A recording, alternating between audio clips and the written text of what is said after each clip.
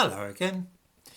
I'm sure that many viewers will have heard about critical race theory and have the idea vaguely that it's some newfangled idea that they can live without. Actually, it's been around for, nearly 40 years now, but most of the time it was limited to the United States, in which country the whole thing began. We're increasingly seeing the ill effects of it now in Britain, though. To give one instance, I'm sure that most people have heard the expression institutionally racist. This is a key element in critical race theory. Most of us first heard this phrase during the inquiry into the murder of Stephen Lawrence. The Macpherson report, which was released in 1999, branded the Metropolitan Police institutionally racist, and also the National Health Service, the Civil Service, and Britain's educational system all were described as being institutionally racist.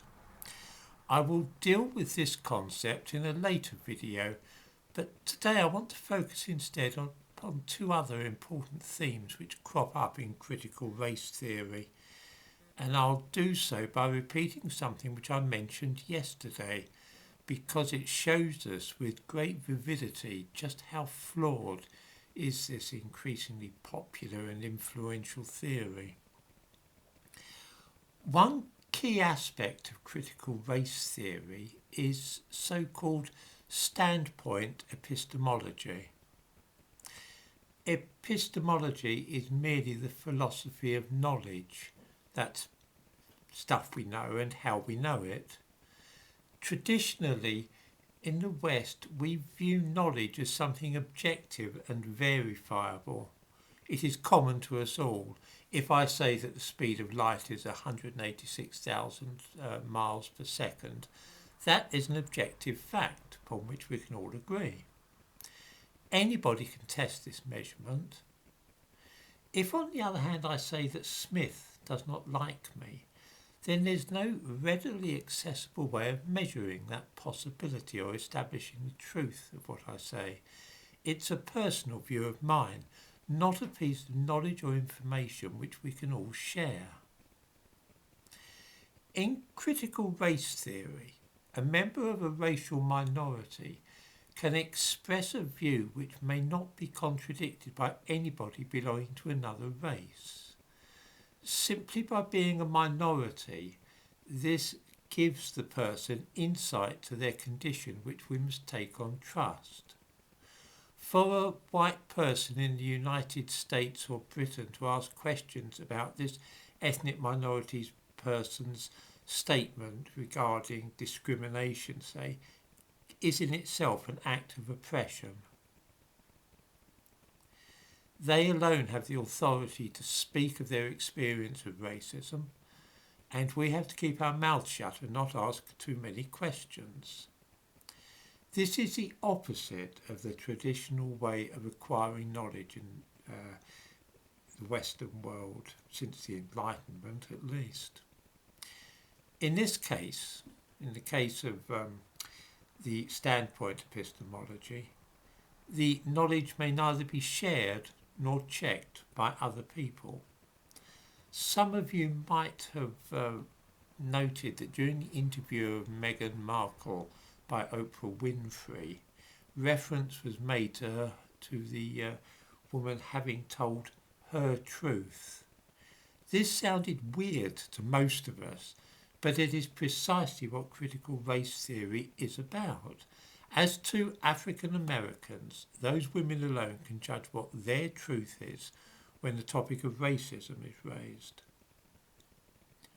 Yesterday I mentioned a young black woman who said the following apropos of young people in Britain being unemployed. She said this on the BBC, an interview with the BBC. I'll give a link to it in the description to this video. My surname isn't one a lot of people can pronounce, and I feel employers are more likely to skip over it. I feel if you're from the black or Asian communities, If you have a hard-sounding name, then they are less likely to take the time to get to know the person, the pronunciation, and try to work with you as a person. Now, because she is a black person talking about what she perceives as racism, none of us who do not belong to her particular minority can really question what she says. That would be in and of itself an act of racism. You will see that she uses the word feel.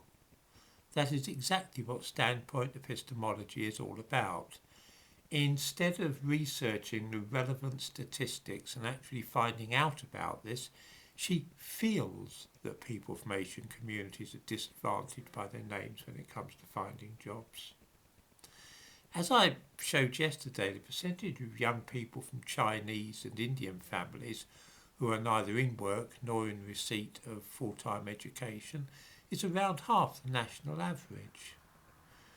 That means that Chinese people and Indian people actually find it easier to get work than the white majority. In fact, if this was a normal discussion, that particular piece of data would clinch the matter. It's not though. Using the lens of critical race theory, we see at once that by doing what I have just done, I am actually part of the institutional racism which prevents young people reaching their full potential. No, I'm not being sarcastic, I'm being deadly serious. This is what critical race theory says that I'm doing there. Standpoint epistemology ties in with another part of critical race theory, which is storytelling or naming one's own reality. This is a way of interpreting the world through narratives and myths. These stories can, for those who buy into this business, be as useful and valid as all the facts and figures in the world. The stories that black people tell each other about their lives and encounters with institutional racism trump anything which might be produced by a white person, and also trump any facts or statistics. This is all just one strand of this loopy ideology, and I hope that I've been fair in my description. I think a little of this business goes a very long way, so I'll leave it a week or so before looking at other bits of critical race theory. It's important to understand it though, because a lot of what the BBC, for one example, is up to these days is heavily affected by critical race theory.